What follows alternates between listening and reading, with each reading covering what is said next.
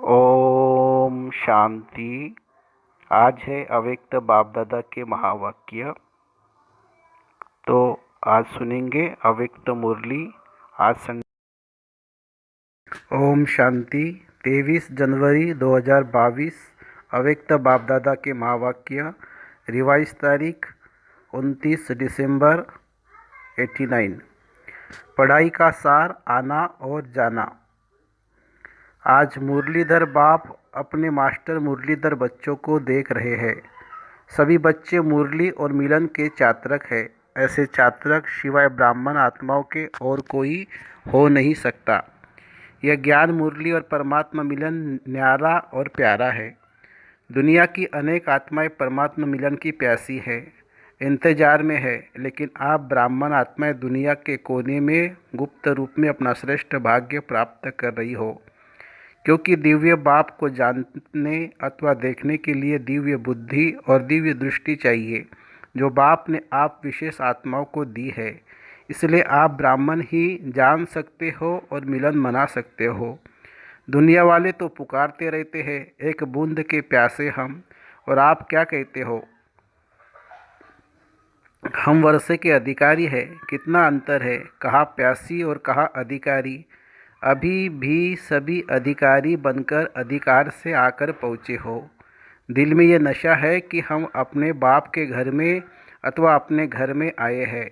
ऐसे नहीं कहेंगे कि हम आश्रम में आए हैं, अपने घर में आए हैं, ऐसे समझते हो ना। अधिकार की निशानी है अपनापन।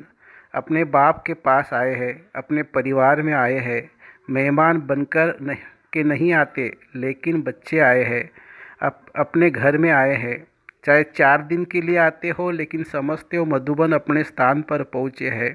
तो यह आना और जाना आप ब्राह्मणों का ही जो पढ़ाई है, वह मुरलीधर की जो मुरली है, उसका सार यह 2 शब्द ही है, आना और जाना। याद की यात्रा का अभ्यास क्या करते हो? कर्म योगी का अर्थ ही है मैं अशरीरी आत्मा शरीर के बंधन से न्यारी हूँ। कर्म करने के लिए कर्म से आती हूँ, कर्म में आती हूँ, और कर्म समाप्त कर कर्म संबंध से न्यारी हो जाती हूँ। संबंध में रहते, बंधन में नहीं रहते। तो यह क्या हुआ? कर्म के लिए आना और फिर न्यारा हो जाना। कर्म के बंधनवश कर्म में नहीं आते हो, लेकिन कर्मेंद्र को अधीन कर अधिकारी से कर्म करते रहने के लिए कर्मयोगी बनते हो। इंद्रियों के कर्म के वशीभूत नहीं हो। कोई भी किसी के वश हो जाना तो वश हुई आत्मा मजबूर हो जाती है, और मालिक बनने वाली आत्मा कभी किसी से मजबूर नहीं होती, अपने स्वमान में मजबूत होती है। कई बच्चे अभी भी कभी कभी किसी न किसी कर्मेंद्रिय के वश हो जाते हैं, फिर कहते हैं आज आँख ने धोखा दे दिया, आज मुख ने धोखा दे दिया, दृष्टि ने धोखा दे दिया। परवश होता अर्थात धोखा खाना, और धोखे की निशानी है दुख की अनुभूति होना। और धोखा खाना चाहते नहीं है, लेकिन न चाहते हुए भी कर लेते हैं। इसको ही कहा जाता है वशीभूत होना। दुनिया वाले कहते हैं चक्कर में आ गए। चाहते भी नहीं थे, लेकिन पता नहीं कैसे चक्कर में आ गए। आप स्वदर्शन चक्रधारी आत्मा किसी धोखे के चक्कर में नहीं आ सकती, क्योंकि स्वदर्शन चक्र अनेक चक्कर से छुड़ाने वाला है। न सिर्फ अपने को, लेकिन औरों को भी छुड़ाने के निमित्त बनते हैं। अनेक प्रकार के दुख के चक्रों से बचने के लिए सोचते हैं इस सृष्टि चक्र से निकल जाए, लेकिन सृष्टि चक्र के अंदर पाठ बजाते हुए अनेक दुख के चक्रों से मुक्त ही जीवन मुक्त स्थिति को प्राप्त कर सकते हैं। यह कोई नहीं जानता है। आप चैलेंज करते हो कि हम आपको जीवन में मुक्ति डबल दिला सकते हैं, जीवन भी हो और मुक्ति भी हो, ऐसी चैलेंज की है ना। नशे से कहते हो कि जीवन मुक्ति आपका और हमारा जन्म सिद्ध अधिकार है। तो स्वदर्शन चक्रधारी अर्थात दुख के चक्रों से मुक्त रहने वाले और मुक्त करने वाले वशीभूत होने वाले नहीं, लेकिन अधिकारी बन, मालिक बन, सर्व कर्मेंद्र से कर्म कराने वाले, धोखा खाने वाले नहीं, लेकिन औरों को भी धोखे से छुड़ाने वाले। यही अभ्यास करते हो ना। कर्म में आना और फिर न्यारा हो जाना। तो याद का अभ्यास क्या रहा? आना और जाना। और पढ़ाई अर्थात ज्ञान का सार क्या है? कर्मातीत बन घर जाना है। और फिर राज्य करने का पाठ बजाने अपने राज्य में आना है। यही ज्ञान का सार है ना। तो जाना और आना यही ज्ञान और योग है। इसी अभ्यास में दिन रात लगे हुए हो। बुद्धि में घर जाने की और फिर राज्य में आने की खुशी है। जैसे मधुबन में अपने घर में आते हो तो कितनी खुशी रहती है। जब से टिकट बुक कराते हो तब से जाना है यह बुद्धि में याद रहता है ना। तो जब मधुबन घर की खुशी है तो आत्मा के घर जाने की खुशी है। लेकिन खुशी से कौन जाएगा? जितना सदा यह आने और जाने का अभ्यास होगा, तब चाहो तब अशरीरी स्थिति में स्थित हो जाओ और जब चाहो तब कर्मातीत बन जाओ। यह अभ्यास बहुत पक्का चाहिए। ऐसे नहीं हो कि आप अशरीरी बनने चाहो और शरीर का बंधन, कर्म का बंधन, व्यक्तियों का बंधन, वैभव का बंधन, स्वभाव संस्कारों का बंधन अपनी तरफ आकर्षित करे। कोई भी बंधन अशरीरी बनने नहीं देगा। जैसे कोई टाइट ड्रेस पहनते हैं तो समय पर सेकंड में उतारने चाहे तो उतार नहीं सकेंगे, खिंचावट होती है क्योंकि शरीर से चिपका हुआ है। ऐसे कोई भी बंधन का खिंचाव अपनी तरफ खींचेगा। बंधन आत्मा को टाइट कर देता है। इसलिए बाप दादा सदैव ये पाठ पढ़ाते हैं, निर्लिप्त अथवा न्यारे और अति प्यारे। यह बहुत काल का अभ्यास चाहिए। ज्ञान सुनना, सुनाना, सेवा करना यह अलग चीज़ है, लेकिन यह अभ्यास अति आवश्यक है। पास विथ ऑनर बनना है तो इस अभ्यास में पास होना अति आवश्यक है। और इसी अभ्यास पर अटेंशन देने में डबल अंडरलाइन करो, तब ही डबल लाइट बन कर्मातीत स्थिति को प्राप्त कर डबल ताजधारी बनेंगे। ब्राह्मण बने, बाप के वर्षे के अधिकारी बने, गॉडली स्टूडेंट बने, ज्ञानी तो आत्मा बने, विश्व सेवाधारी बने। यह भाग्य तो पा लिया, लेकिन अब पास विथ ऑनर होने के लिए, कर्मातीत स्थिति के समीप जाने के लिए ब्रह्मा बाप समान न्यारे अशरीरी बनने के अभ्यास पर विशेष अटेंशन। जैसे ब्रह्मा बाप ने साकार जीवन में कर्मातीत होने के पहले न्यारे और प्यारे रहने का अभ्यास का प्रत्यक्ष अनुभव कराया।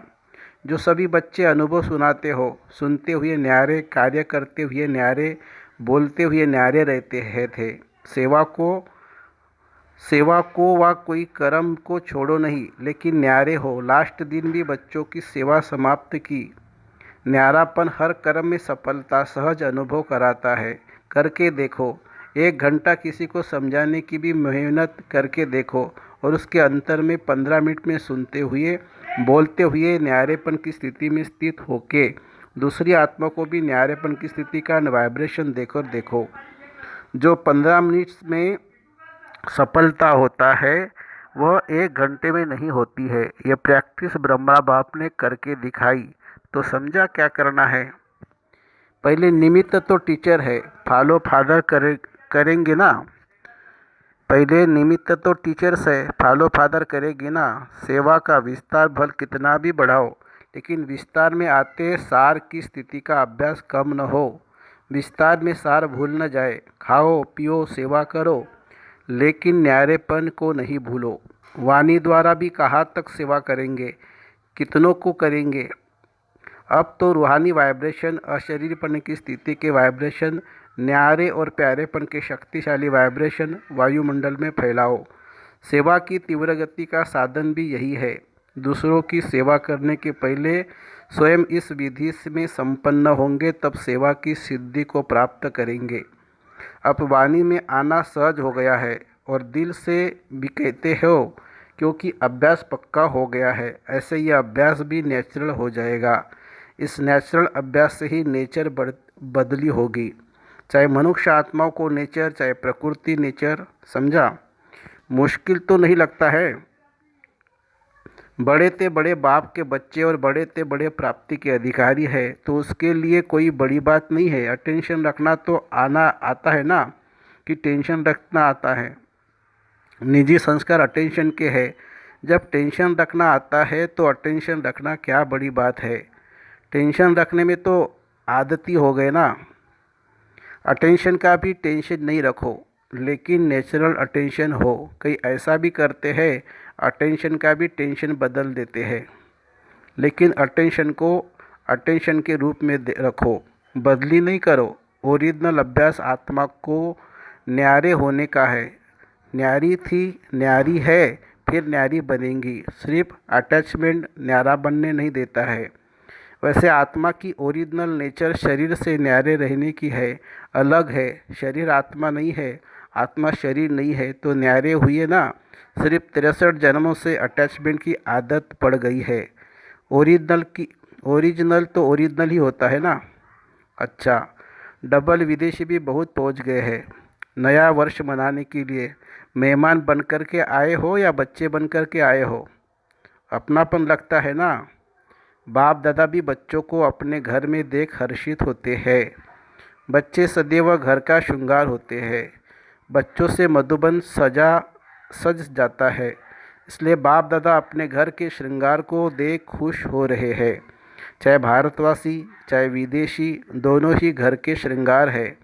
बाप दादा आने की भी मुबारक देते हैं, जाने की भी मुबारक देते हैं। या आना भी अच्छा है, जाना भी अच्छा है। विदाई नहीं है, बधाइयाँ भी बधाइयाँ है। जाएंगे तो सेवा की बधाइयाँ, और यहाँ आए तो मिलने की बधाइयाँ। दोनों ही मुबारक है ना। अच्छा, सर्व देश विदेश के सदा अधिकारी बच्चों को सदा ज्ञान और याद के सार में रहने वाली श्रेष्ठ आत्माओं को, सदा आना और जाना इस स्मृति से संपन्न बनने वाली आत्माओं को, सदा ब्रह्मा बाप को फॉलो करने वाले कर्मातीत स्थिति के समीप पहुँचने वाली योगी आत्माओं को, सदा अपनेपन के अनुभव और अधिकार की खुशी में रहने वाले खुश मिजाज बच्चों को बाप दादा का याद प्यार और नमस्ते। हम रूहानी बच्चों की रूहानी माता पिता बाप दादा को याद प्यार, गुड मॉर्निंग और नमस्ते बाबा, नमस्ते। डॉक्टर प्रति अव्यक्त महावाक्य। सभी डॉक्टर के दिल में क्या है? हॉस्पिटल तो नहीं है। बाप को दिल में बिठाना अर्थात सदा के लिए अनेकों को शफा देना। आजकल तो डॉक्टर भी कहते कि दवाई इतना काम नहीं करेगी जितना दुआ करेगी। वो भी दवाइयों से दिल शिकस्त हो गए हैं, क्योंकि जानते हैं ना कि इनकी रिजल्ट क्या है और क्या निकलेगी। इसलिए अभी सबकी नज़र दुआओं तरफ जा रही है। अभी योग एक्सरसाइज के रूप में चारों ओर बढ़ता जा रहा है। अभी योग तक आए हैं, सहज योग तक आ जाएंगे। दवाइयों के बजाय दूसरी तरफ अभी बुद्धि तो गई है ना, आखिर ठिकाने पर आ जाएंगे। तो डॉक्टर यही काम करते हो ना, सबकी बुद्धि को ठिकाने पर लगाने वाले हो ना। अच्छा है, हिम्मत रखने से बाप की मदद स्वतः मिल रही है, मिलती रहेगी। जहाँ हिम्मत है वहाँ असंभव भी संभव हो जाएगा। सभी असंभव को संभव करने वाले हो। जो दुनिया वाले कहते हैं मन को एकाग्र करना बड़ा मुश्किल है, असंभव भी कह देते हैं, और आप क्या कहते हो? आपके लिए तो सेकंड की बात है ना। बस बाबा कहा और मन ठिकाने पर पहुंचा, तो आपके लिए सेकंड का काम है और उन्हों के लिए असंभव है। कितना अंतर आ गया है। टाइम तो नहीं लगता है, ऐसे तो नहीं गीत बजे लाल बत्ती जले तब ही मन टिकेगा। मेहनत तो नहीं करनी पड़ती है। अपना बाप है ना, कोई दूसरे का बाप तो नहीं है। अपना बाप नहीं हो और कोई कहे यह आपका बाप है, इसे याद करो, तो याद नहीं कर सकेंगे ना। लेकिन यह तो अपना है। अपनी चीज़ को याद करना कभी मुश्किल नहीं होता है, पराये को याद करना मुश्किल होता है। आप तो अधिकार से याद करते हो, या भगवान है, बहुत बड़ा है, सूर्य समान है, ऐसे याद करते हो। सब कुछ मेरा है, इस अधिकार से याद करो।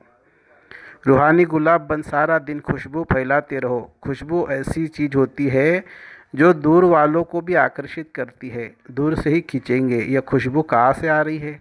तो आपकी रूहानियत विश्व को आकर्षित करेगी। देखो, रूहानियत की खुशबू न देख विदेश को भी आकर्षित किया ना, विदेश तक खुशबू पहुँची। कोई भी काम करते शुभ संकल्प से यह खुशबू फैलाते रहो। कोई भी काम करते चेक करो कि बुद्धि कितने तरफ जा रही है। न चाहते भी अनेक तरफ जाती है, एक तरफ नहीं होती है। तो जब और तरफ जा सकती है तो सेवा भी तो कर सकते हो ना, याद भी कर सकते हो। बहुत थोड़ा समय होता है जो फुल बुद्धि उस काम में रहती है। जो ऐसा कोई काम होगा, जैसे डॉक्टर ऑपरेशन करते हैं, ज़रूरी ऑपरेशन है तो फुल बुद्धि होगी। बाकी दवाई दे रहे हैं, देख रहे हैं तो बुद्धि और काम भी करती है। जब वह कर सकती है तो यह क्यों नहीं कर सकती। मन और बुद्धि की आदत है चक्र लगाने की। चाहे ज्ञान का चक्र चलाओ, चाहे व्यर्थ चलाओ, लेकिन चक्कर चलता और ज़रूर है। आप स्वदर्शन चक्र चलाओ और चक्कर खत्म हो जाएंगे। तो सभी सेवा में सहयोगी हो। जिसे जिसे समय भी नहीं मिलता, सरकमस्टांस है, वह हाथ उठाओ। मनसा सेवा तो सब कर सकते हो ना। बिजी रहने के लिए सेवा बहुत अच्छा साधन है। जितना अपने को बिजी रखेंगे उतना सेफ रहेंगे। चाहे मनसा करो, चाहे वाचा करो, चाहे कर्मना करो, लेकिन बुद्धि से बिजी जरूर रहो। हाथ पाँव से तो रहते हो, लेकिन बुद्धि से बिजी रहो। अपना टाइम टेबल बनाओ। जितना बड़ा आदमी उतना टाइम टेबल फिक्स होता है। तो आप बड़े ते बड़े आदमी हो ना, सारे क्लब में ढूंढ कर के आओ। ब्राह्मणों से बड़ा कोई है? देवताओं से देवता भी नहीं है। चाहे आप ही देवता बनेंगे, लेकिन इस जीवन के आगे वह भी कुछ नहीं है। जीवन है तो ब्राह्मण जीवन अति श्रेष्ठ है। अच्छा, अव्यक्त पालना वरदान है। अव्यक्त पालना द्वारा शक्तिशाली बन लास्ट सो फास्ट जाने वाले फर्स्ट नंबर के अधिकारी भव। अव्यक्त पालना द्वारा शक्तिशाली बन लास्ट सो फास्ट जाने वाले फर्स्ट नंबर के अधिकारी भव। अव्यक्त पाठ पे आने वाली आत्माओं को पुरुषार्थ में तीव्र गति का भाग्य सहज मिला हुआ है।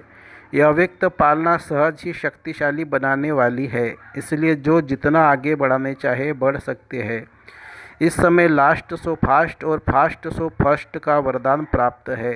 तो इस वरदान को कार्य में लगाओ, अर्थात समय प्रमाण वरदान को स्वरूप में लाओ। जो मिला है उसे यूज करो, तो फर्स्ट नंबर में आने का अधिकार प्राप्त हो जाएगा। स्लोगन है, सोमान की सीट पर सेट रहो तो सर्व का मान स्वतः प्राप्त होगा। सोमान की सीट पर सेट रहो तो सर्व का मान प्राप्त होगा। लवलीन स्थिति का अनुभव करो। बाप से सच्चा प्यार है तो प्यार की निशानी है समान कर्मातीत बनो। करावनहार होकर कर्म करो कराओ। कर्मिंद्रियों से आपसे नहीं करावे, लेकिन आप कर्मिंद्रियों से कराओ। कभी भी मन बुद्धि व संस्कारों के वश होकर कोई से कर्म नहीं करो। अच्छा, ओम शांति शांति शांति। शुक्रिया बाबा, शुक्रिया। Thank you Baba, thank you.